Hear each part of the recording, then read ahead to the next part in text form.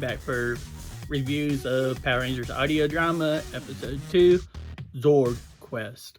The runtime for that episode is 47 minutes, and it starts back with a nice flashback of how Kimberly finds her power coin. And then it dives right back into the present with a nice cameo from a lot of people's favorite Power Ranger of all time. He's in my top 10, not my favorite, but in my top 10, Tommy Oliver. Just a slight cameo, nothing big, just to say, hi, universe, I'm here. And he is in Angel Grove, meeting with Kimberly. This episode definitely gives a nice balance of realism of how these 5 teenagers are dealing with how to explain. Sorry, my camera stand is shaky. Okay, I think I got it. Of how to deal with real life scenarios of friends and family, of having to explain why they disappear, and of course school, and also showing how the world governments are trying to deal with this new threat of an alien invasion caused by, at this time, they don't know who. I want to go more in depth because I do know what goes on, because I have listened to this a few times, as in the whole series does out. But I know I gotta stick with this one episode. But in this particular episode, Rita is talking with Godar and Fencer. Yep, we get introduced to Fencer, the monster maker. Because they had a great loss in their numbers of foot soldiers, the golems, aka putties. And they have battle suits. So if you're an OG Power Ranger fan, you might remember Godar's battle suit. It does make an appearance in this episode, which is really cool. And Fencer makes his first monster in this episode. And there's a great line in here, which I actually really liked, about where Fencer makes a reference that the monster, where it gets to a point that it will not know friend or foe. I really like Carl's take on that Fencer isn't making a monster to serve. He's making a monster to destroy. It is a straight up monster. That is a great take on it.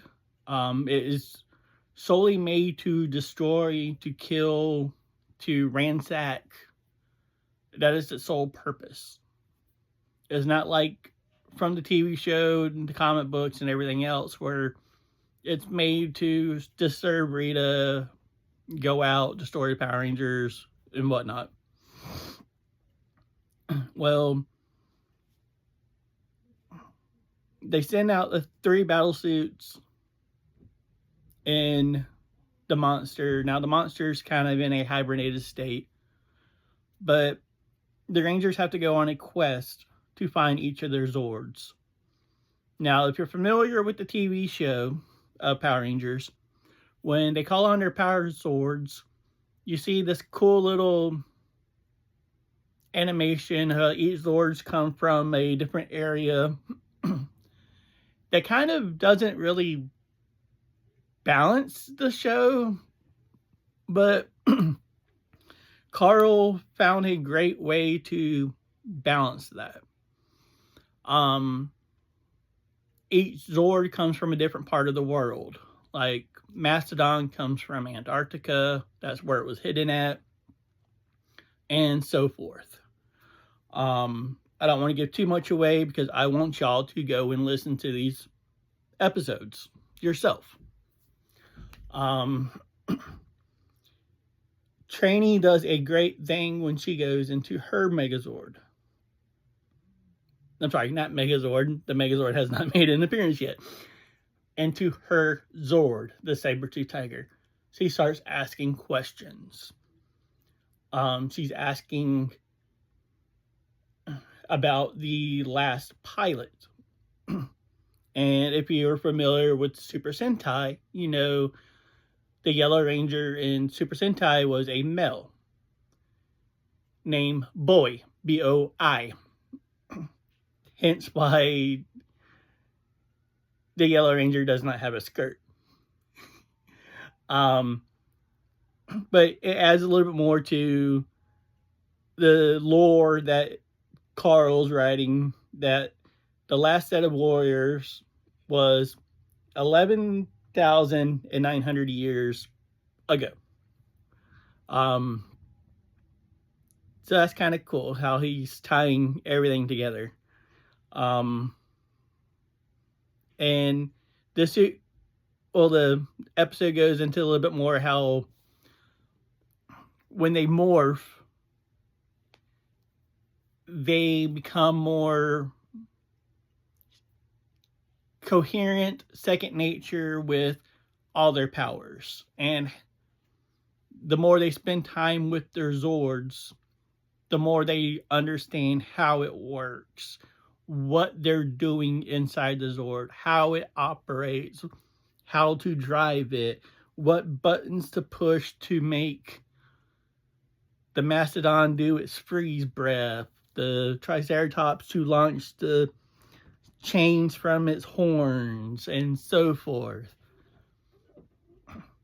Like the metamorphosis, hence morphing, or henshin. If you know, you know. Again, another great representation of combining prior content and a great adding on with originality. The sound quality on this one was great. And the weird echo from the last episode on the outside stuff was fixed. Everything on this one was definitely good. And running short on time now because sticking to the TikTok's 10-minute thing. I'll explain more than that on the season episodes. So catch y'all on the next one. Laters.